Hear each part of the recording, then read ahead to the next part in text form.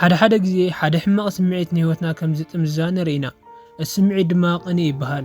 ሎሚ ናብ ቅዱሳት መጽሓፍቲ ወሲድና ብዛዕባ ሓደ እቲ ቅድሚት ዝነበረ ቅንዕን ሳዕቤንን ዘርኢ ታሪክ ክንመሃር ኢና። ታሪክ ኣቤልን ቃየልን። ኣቤልን ቃየልን ናይ ፈለማ ደቂ ሰባት ዝኾኑ ናይ ኣዳምን ሔዋንን ደቆም ነበሩ። ቃየል ዓብዪ ሓዊ ኮይኑ ገባር ነበረ። ኣቤል ድማ ንእሽቶ ሓዊ ኮይኑ ኣባግዕ ዝሕሉ ጓሳ ነበረ። ሓደ መዓልቲ ክልቲኦም ንእግዚኣብሔር ውህብቶ ከቕርቡ ወሰኑ። ኣቤል ካብቶም ዝነበሩ ኣባጊዕ እቲ ዝሓሸ ዝነበረ መሪፁ ኣቕረበ። እግዚአብሔር ድማ በቲ ንጹህ ልቡን ንፉዕ ውህብቶኡን ብሓቂ ተሓጐሰ። ቃየል ግን ካብ ፍረምሩ እቲ ንእሽተይን ዝኸፍአን ኣቕረበ። እግዚአብሔር ድማ በቲ ዘይቕንዕ ውህብቱ ኣይተሓጐሰን። እግዚአብሔር ናይ ኣቤል ውህብቶ ስለ ዝፈትዎ ቃየል ብሓዊ ኣቤል ብጣዕሚ ተቐንዐ፣ ቁጥዑ ድማ ገደደ። እግዚአብሔር ንቃየል ከም ዝተናደደ ምስ ረኣየ ክዛረቦ ደልየ። ጽቡቕ እንተገበርካ ክትሕጐስ ኢኻ፣ ሕማቕ እንተገበርካ ግን ሓጢኣት ኣብ ማዕጾኻ ይጠውቅካ ኣሎ በሎ። ቃየል ግን ብኣቤል ምቕናቕ ኣይቋረፀን። ሓደ መዓልቲ ኣብ ሜዳ ከለዉ ቁጥዓ ቃየል ካብ ቁፅፅር ወፀ።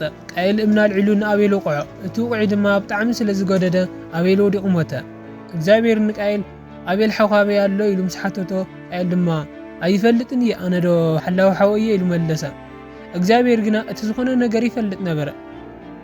እግዚአብሔር ንቃየል ሓዊ ስለ ዝቐተሎ ካብ ሕጂ እንድሓር ህይወት ከቢድ ከም ዝኸውን ነገሮ። ካብ ምድሪ በረከት ክርሕቕን ክሓርስ ከም ዘይኽእልን ድማ ገለጸሉ። ቃየል ቅፅዓቱ ክፃወሮ ስለ ዘይከኣለ ካልኦት ሰባት ከም ዝቐትልዎ ፈርሐ። እግዚአብሔር ግና ንቃየል ማንም ከይጎድኦ ዝሕልዎ ምልክት ገበረሉ።